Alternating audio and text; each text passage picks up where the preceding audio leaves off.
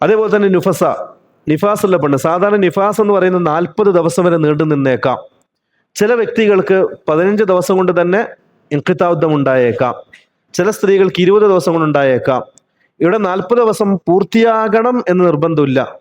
40 ദിവസം പൂർത്തിയാകണം എന്ന് നിർബന്ധമില്ല. മറിച്ച് 20 ദിവസം അല്ലെങ്കിൽ 10 ദിവസം അല്ലെങ്കിൽ 15 ദിവസം അതിനുള്ളിൽ തന്നെ ഇൻഖിതാഉദ്ദം ഉണ്ടായാൽ, അത് രക്തം നിന്നാൽ പിന്നെ അവിടെ കുളിച്ച് ശുദ്ധിയായി നോമ്പെടുക്കുകയും നിസ്കരിക്കുകയും ചെയ്യാം.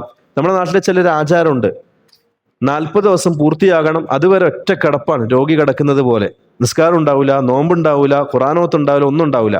അങ്ങനെയല്ല, ഇൻഖിതാഉദ്ദം ഉണ്ടായാൽ, രക്തം നിലച്ചു എന്ന് കണ്ടാൽ ആ പെണ്ണിന് കുളിക്കാം, ശുദ്ധിയാകാം, നോമ്പെടുക്കുകയും നിസ്കരിക്കുകയും ചെയ്യാം. കൂടി വന്നാൽ 40 ദിവസം വരെ ഈ രക്തം ഉണ്ടാകാം എന്നാണ് പണ്ഡിതന്മാർ സൂചിപ്പിച്ചത്. അതല്ലാതെ 40 ദിവസം നിർബന്ധമായിട്ടും കിടക്കണമെന്നുണ്ടോ? ഇല്ല.